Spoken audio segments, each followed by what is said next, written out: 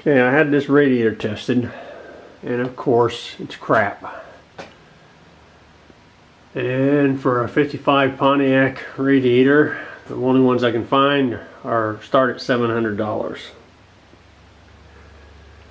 So I went online, looked around, and there's an article somebody posted. I'll get his name in here in a little bit.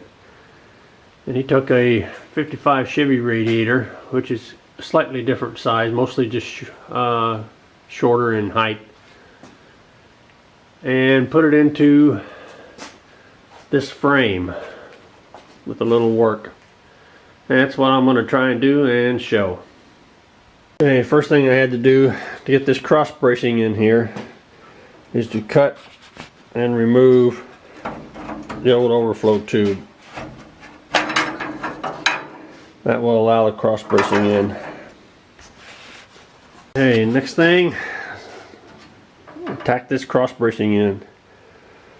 It keeps the frame at the exact same size as original when I put the next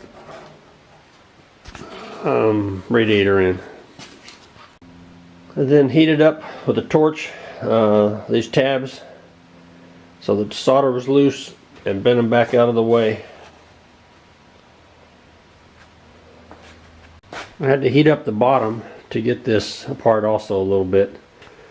Quick tip, spot weld your rods on the other side, or you're going to have to cut the bottom tube off to get it out, like I'm going to have to do.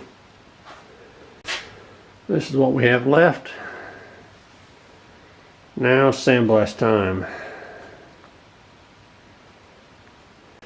All blasted.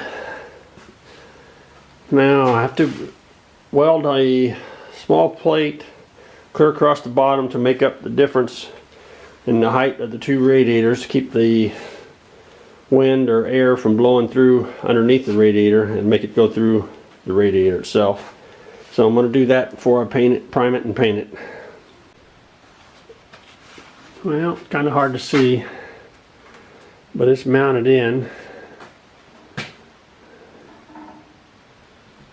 It's got 3 bolts on the side, each side, and the original holes of the radiator.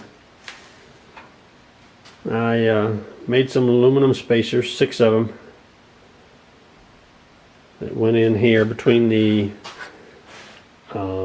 brackets on the radiator and the actual 55 radiator bracket, and that's all it took.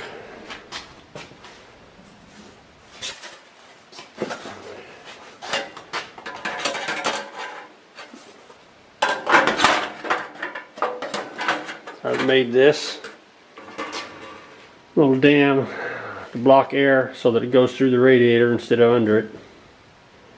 I'll be putting that in next. Also bent those tabs over.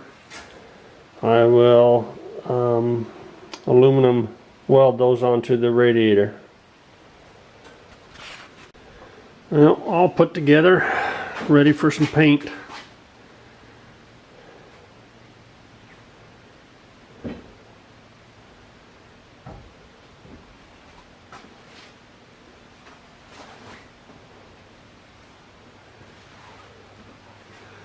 The only difference that I can notice so far is the fill spout is slightly off center.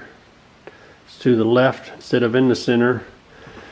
And the top inlet is 1.25 inches instead of 1.5 inches, or 1.3 inches.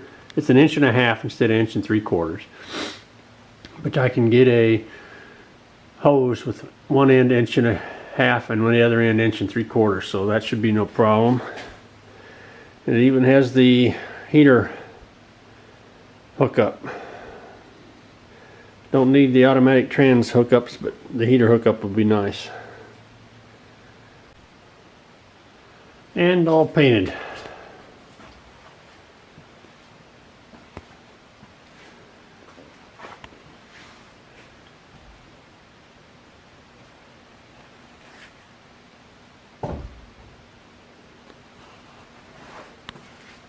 I'll mount it in tomorrow.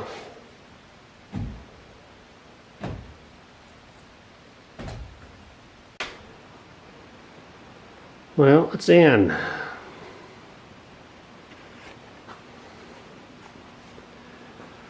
Looks like another slight adjustment I'll have to make.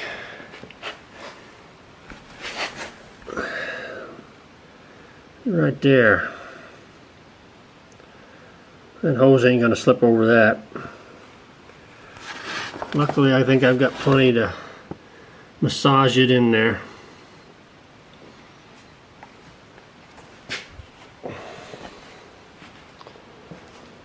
Well, that's it.